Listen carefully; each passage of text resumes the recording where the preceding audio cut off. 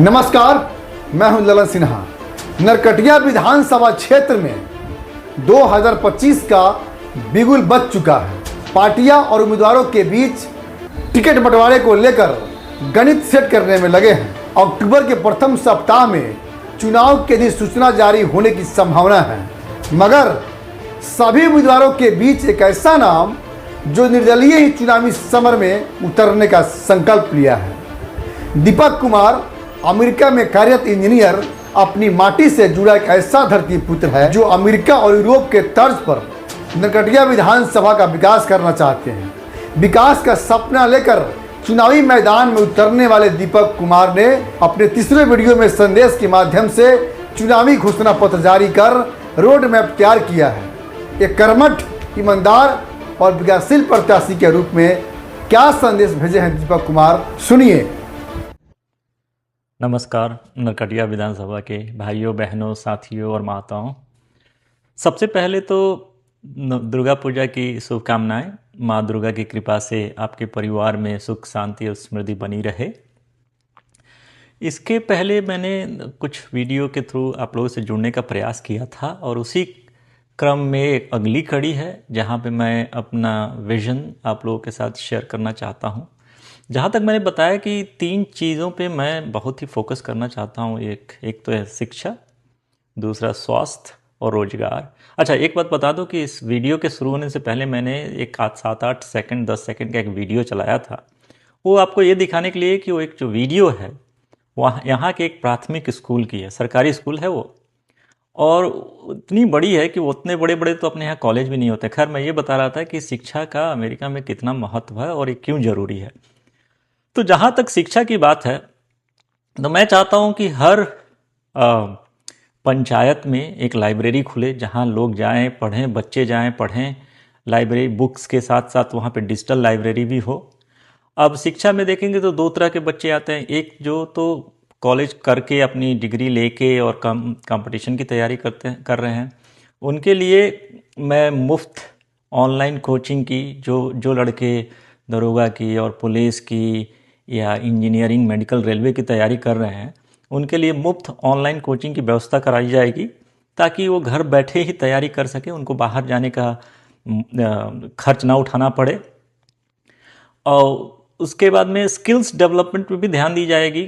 Computer एक ऐसी चीज़ है जो हमारे यहाँ के लोग अभी भी सरकारी नौकरियों पे बहुत आश्रित रहते हैं, लेकिन अगर कंप्यूटर में उनका एक्सपोजर हो जाए, कंप्यूटर की इनकी ज्ञान हो जाए, जैसे वो जावा सीख लें, पाइथन सीख लें, डेटाबेस हो गई, अकाउंटिंग की एक ये होती है, चीज़ें होती है जो सीख लें, तो वो घर बैठे ही काम कर सकते हैं। लेकिन उनको इस बात का उतनी जानकारी नहीं है। तो मैं चाहूँगा कि उस एरिया में भी हमारे विधानसभा के बच्चों का डेवलपमेंट हो, विकास हो, उस चीज़ों को समझें, उनको पढ़ें और उससे आगे बढ़ें।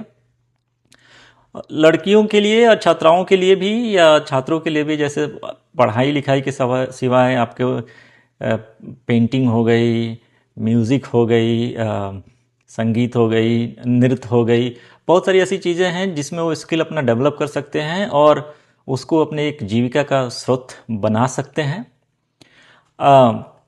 मैं ये भी चाहता हूँ कि हर पंचायत लेवल पे एक रिटायर्ड आर्मी ऑफिसर और रिटायर्ड पुलिस ऑफिसर की बहाली हो, ताकि जो हमारे नौजवान बच्चे हैं जो पुलिस में या आर्मी में या दरोगा में जो दौड़ने के लिए प्रयास करते हैं, उनको एक सही ढंग से फिजिकल ट्रेनिंग मिल सके। ऑल्सो और खेल कूद के लिए की भी विकास पे ध्यान दी जाएगी। स्टेडियम हो, कम से कम एक स्टेडियम तीनों अपने जो प्रखंड हैं उन तीनों प्रखंड में कम से कम हर प्रखंड में एक स्टेडियम हो जहाँ पे क्रिकेट, हॉकी, फुटबॉल, ये सब चीज़ें सिखाई जाएं। हमारे यहाँ तो इतने प्रतिभाशाली बच्चे हैं कि अगर उनको ढंग से ट्रेनिंग दी जाए तो ज़िंदगी में बहुत कुछ अच्छा कर सकते हैं। इसके अलावा मैं चाहता हूँ कि हर प्रखंड में एक उच्च स्तरीय, एक उत्तम ग्रेड की, एक उत्तम क्लास की हाई स्कूल बनाई जाए, जहाँ पे छात्रावास की व्यवस्था हो, बच्चे वहाँ रह सकें। 6वीं 7वीं क्लास से 8वीं क्लास से ही कंपटीशन की पढ़ाई शुरू हो जाए। जिनको अगर एसएससी करना है, जिनको इंजीनियरिंग और मेडिकल की तैयारी करनी है, वो शुरू से ही पढ़ना शुरू कर दें। पढ़ाई के साथ साथ उसमें खेल कूद की भी व्यवस्था होगी। तो ये रही, हालांकि मैं तुरंत ही इन सब चीज़ों को पब्लिश करने वाला हूँ, निकालने वाला हूँ, ताकि आप लोगों को इसकी पूरी जानकारी मिल जाए। मैं यहाँ बस संक्षिप्त में ही बता रहा हूँ।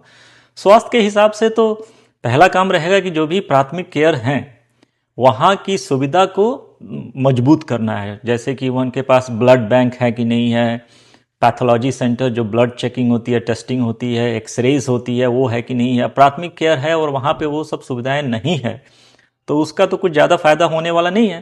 तो इसलिए उस सब चीज़ों पे ध्यान दी जाएगी। कितने वहाँ पे इमरजेंसी बेड्स हैं, उसके बाद में आपको जो एम्बुलेंस हो गई, कितनी जल्दी वो एम्बुलेंस पहुँचते हैं, एम्बुलेंस की जो मेडिकल एम्बुलेंसेस होती हैं उनकी स्थिति क्या है, उनकी संख्या बढ़ाई जाएगी ताकि सुदूर इलाके के लोग भी जब उनको ज़रूरत पड़े तो एम्बुलेंस पहुँच जाए वहाँ पे। और सब जैसे छोटी छोटी चीज़ें होंगी, जैसे कुत्ते काट लेते हैं किसी को सांप काट लेती है, तो वो सब चीज़ का भी वो सब चीज़ की वैक्सीन वहाँ पे होनी चाहिए ताकि लोगों को वहाँ से कहीं जाना ना पड़े। ऑक्सीजन की सप्लाई भरपूर होती रहनी चाहिए। कोरोना में तो आपने लोगों ने देखा होगा कि सबसे बड़ा जो कारण बना कोरोना में वो था कि ऑक्सीजन की कमी। तो मैं चाहता हूँ कि हर जो प्राथमिक सेंटर है वहाँ पे कोई ऑक्सीजन की कमी नहीं होनी चाहिए। तो ये सब रोजगार के हिसाब से हमारा जो प्लेस है वो तो कृषि प्रधान जगह है। तो यहाँ पे जो लघु और कुटीर उद्योग को डेवलप करने की बहुत ज़रूरत है। कृषि में हो गई, जैसे कृषि बेस्ड जो पैकेजिंग हो गई। हमारे यहाँ क्या है, सीजनल खेती होती है। जो जैसे टमाटर का जब सीज़न आता है तो उसकी जो दाम होती है वो तो काफ़ी कम हो जाती है। अगर उसी को स्टोर कर दिया जाए, अगर कोल्ड स्टोरेज की अच्छी व्यवस्था हो, या उसको जूस निकाल के उसको बाहर भेजा जाए, तो इस तरह के जो बहुत सारे उद्योग हैं, जैसे गन्ने का रस का उद्योग हो सकता है, आम का रस का हो सकता है। आपको आम हम लोग बेचते हैं, लेकिन उसी को अगर आम का जूस निकाल दिया जाए तो बड़ी कंपनियां हैं जो उन सब चीज़ों को लेती है। तो उससे क्या होगा कि छोटे छोटे रोजगार, छोटी छोटी कंपनियों से रोजगार भी वहाँ पे डेवलप हो जाएंगी। उसके बाद में हमारे नरकटिया विधानसभा के तो बहुत लंबा क्षेत्र एक नेपाल के बॉर्डर में लगता है। उस बॉर्डर पे तो आप व्यवसायिक केंद्र डेवलप कर सकते हैं, बना सकते हैं, जहाँ पे बहुत सारे लोगों को नौकरी मिल सकती है।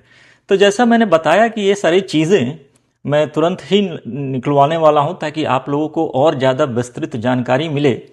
इस वीडियो को कम रखने के लिए बस मैं यहीं तक इस वीडियो को समाप्त करता हूँ और आप लोगों को धन्यवाद देता हूँ इस वीडियो को देखने के लिए। और अपना आशीर्वाद बनाए रहिए। आप लोगों के सहयोग से ही ये नरकटिया का विकास होगा।